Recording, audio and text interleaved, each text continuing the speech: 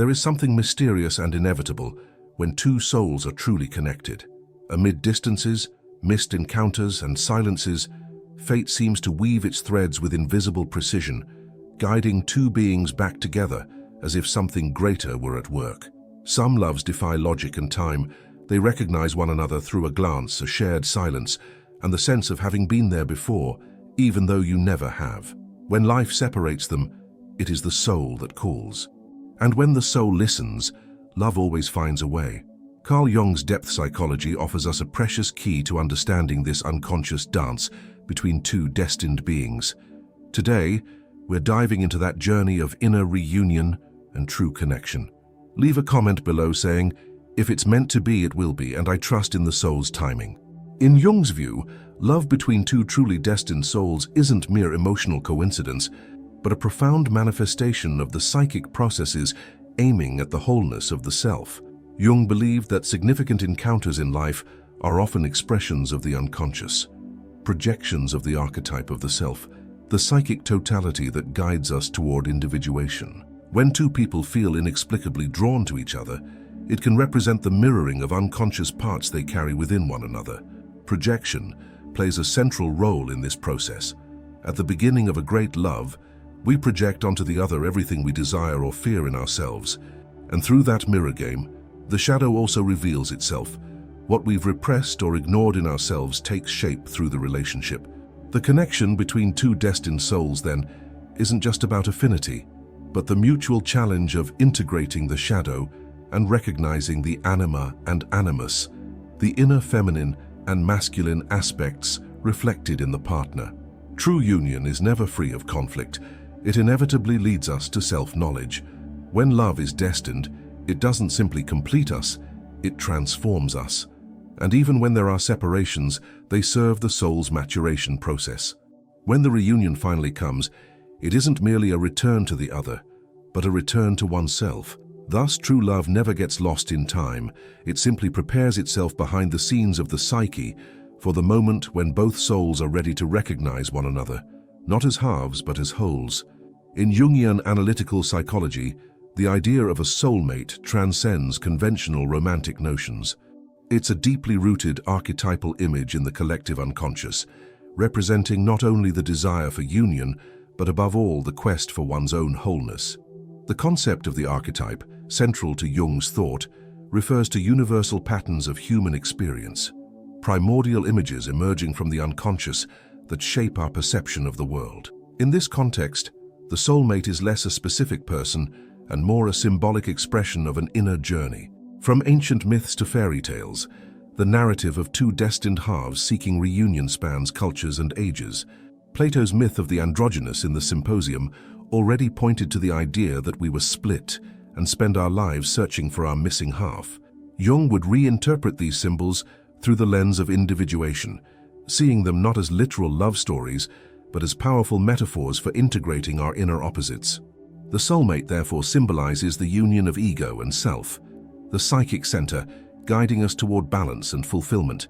When someone enters our life with an inexplicable magnetic force, evoking deep emotions, sudden memories, or an immediate feeling of familiarity, it may be an archetypal content emerging.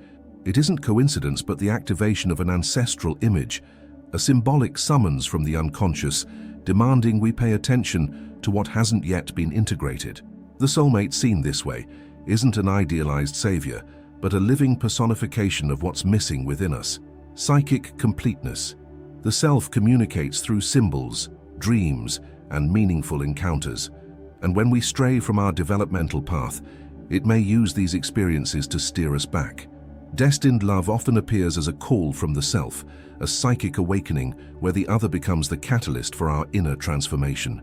That's why true love is rarely calm or predictable.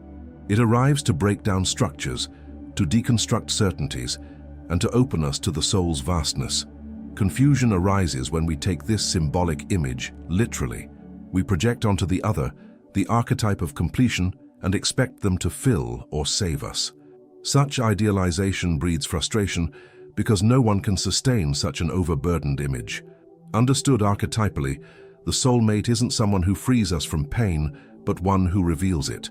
They are a sacred mirror, showing us what we still fail to recognize in ourselves. This conception invites us to abandon the childish notion that love should be easy or perfect. An encounter with an archetypal soulmate can be deeply unsettling precisely because it touches unconscious aspects we've long ignored. It may provoke crises, separations, and radical transformations, but all of it serves the self's path, the invisible script leading us toward wholeness. Therefore, when two souls recognize each other on a deep, inexplicable level, it isn't chance at play. It's the archetype manifesting. It's the collective unconscious signaling that there is a turning point here.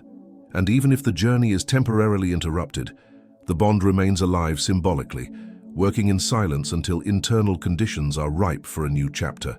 The soulmate isn't an end in itself, but an invitation to expansion, to healing, to meeting who we truly are beyond the ego. One of the most powerful and delicate concepts in Jungian psychology is projection. When we talk about true love and profound connections between two souls, it's essential to understand how projections shape and often distort our perception of the other. At the start of an intense relationship, it's common to see in the partner whatever we most desire or repress in ourselves. This unconscious projection makes the other a screen for psychic contents we haven't yet owned. Projection in love isn't a mistake, but an inevitable stage in relationship growth. Jung asserted that every passionate love begins with projection. We see in the other the image of our animus or anima, the unconscious masculine or feminine aspect within each of us. When one soul is drawn to another with such intensity that logic fails, projection is likely revealing a psychic dimension that needs acknowledgement and integration. However, as time passes and the relationship matures, the projected image begins to fade. We start seeing the other as they truly are, with strengths and limitations. That's when the shadow emerges. In Jungian psychology, the shadow represents everything we reject in ourselves: fears, repressed desires, impulses we can't accept. In a partnership, the other becomes the living mirror of these denied aspects. What irritates, wounds, or confuses us in them usually has its root in something we've yet to integrate within ourselves. In a destined relationship, these projections and shadow confrontations aren't failures, but precious opportunities for growth. When we realize that what affects us in the other reflects something we need to look at inside, we face a moment of expanded consciousness. The soulmate then appears not to comfort us, but to reveal, through love and pain, what still needs transformation. This process is intense and often disorienting. It demands courage to move beyond idealization into the real terrain of human encounter. To love, from a Jungian perspective, is to allow the other to reveal our own depth.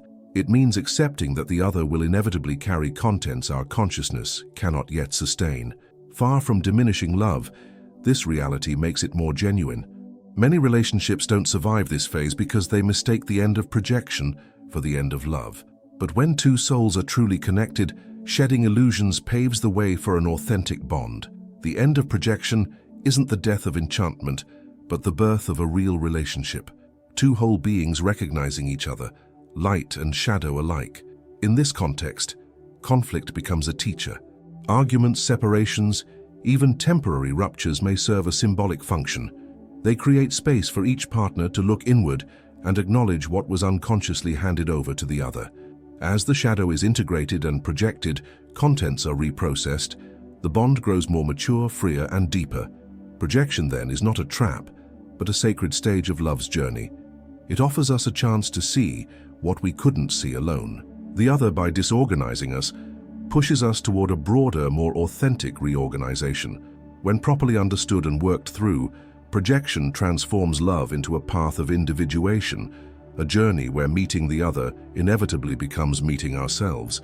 In the experience of truly connected souls, separation can feel like a paradoxical pain. How can two people destined to meet need to part? From Jung's analytical viewpoint, separation isn't a mistake or a failure of fate, but an essential part of individuation, the process by which each person becomes who they truly are. The space between two souls can be necessary for each to reconnect with themselves, and thus be ready for a more conscious, transformative reunion. Jung reminds us that psychic life is made of polarities: union and separation, light and shadow, presence and absence. In love, These opposites manifest not only in the relationship with the other, but primarily in our relationship with ourselves. Often, one soul finds another before it's ready to sustain such depths. The intensity of the encounter can be overwhelming, causing the immature ego to retreat. Separation then occurs not from lack of love, but from the need to strengthen each individual's inner structure. During absence, the unconscious continues its work. Dreams, memories, and unresolved feelings emerge as soul messengers, signaling that the process proceeds even without physical presence. In that silent space, the psyche performs its alchemy. Absence's pain forces a turn inward. What was once projected onto the partner now becomes an internal search. What we expected from the other, we begin seeking within ourselves. This is the essence of individuation, gradually reclaiming soul parts previously delegated to the other. When approached consciously, separation becomes a portal. Instead of denying pain, we must listen to it. It reveals what has been hidden, pointing out where emotional dependency, affective neediness, or unrealistic expectations still exist. Absence invites maturation. Those who navigate this journey with emotional honesty and openness emerge more whole, more centered, and more available for genuine love. It's common for both individuals to experience other relationships, challenges, or transformative events during this interval.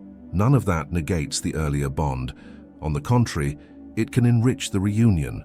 Jung said the psyche has its own trajectory, guided by the self. Even if consciousness believes the love is over, the unconscious knows what's being worked through. And when two souls are truly destined, they continue resonating in silence and distance. This time apart also dissolves projections. Separated, we are forced to see the other beyond the ideal scenario. Absence allows the symbolic image to dissolve, letting the real person emerge.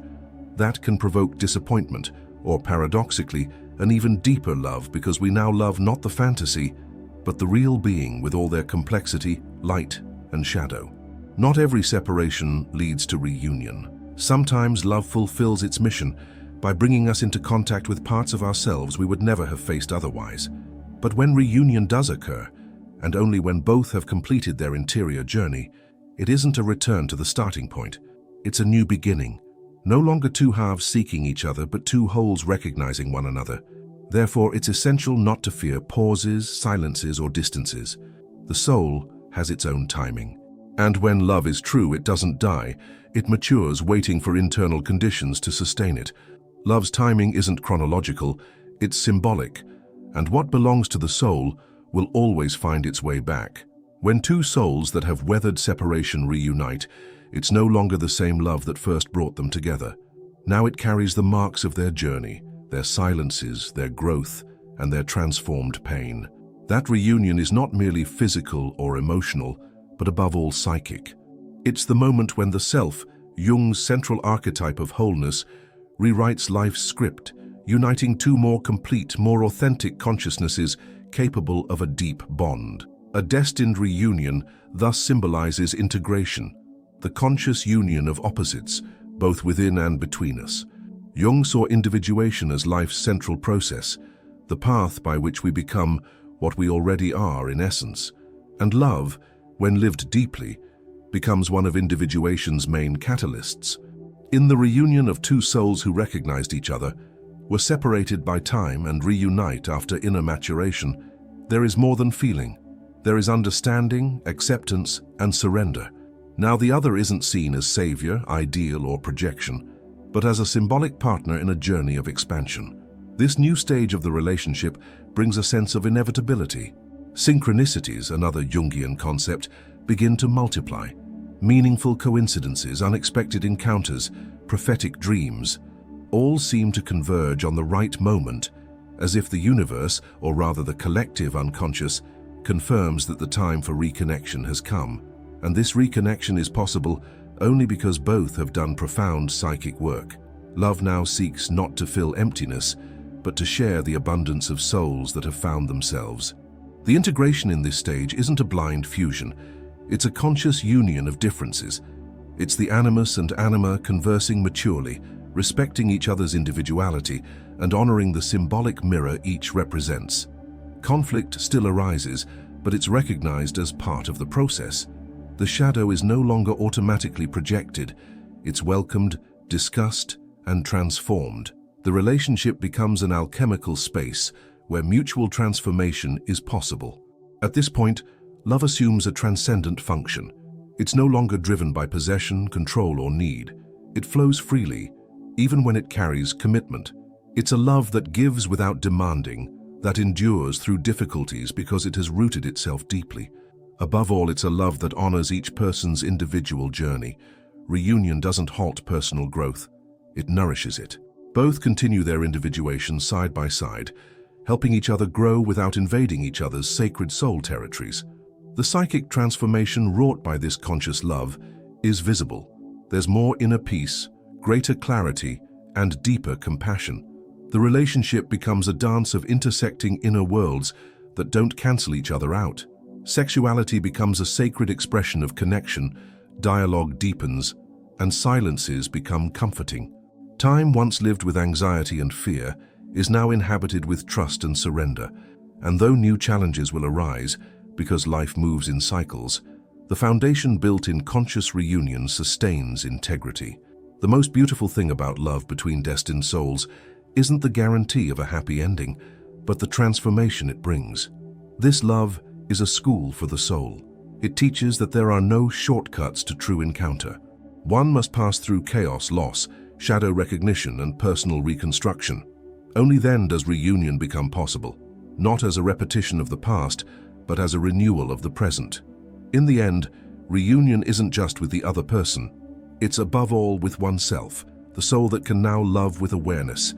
And when that happens, love no longer needs proof. It simply is. It takes its place at life's center as the expression of attained wholeness. When two souls are truly connected, time, distance, and even pain become instruments of fate. Love isn't interrupted by separation, it's shaped by it. In Jung's analytical psychology, we understand that significant encounters are never by chance. They are symbolic calls of the unconscious, impulses of the self guiding us to wholeness. Through projection, shadow work, absence, and integration, love between destined souls invites us to profound inner transformation. This kind of love isn't about finding someone to complete us, but someone who mirrors and reveals us. It's a shared path of individuation, where each step toward the other is also a step toward our own center. And even when everything seems lost, the unconscious works in silence, preparing the right moment for reunion. If you feel this script has spoken to your soul, subscribe to the channel for more content like this. And don't leave without watching the video on your screen. It complements this journey and might be your next step on the path to self-knowledge. Remember, when love comes from the soul, it always finds its way.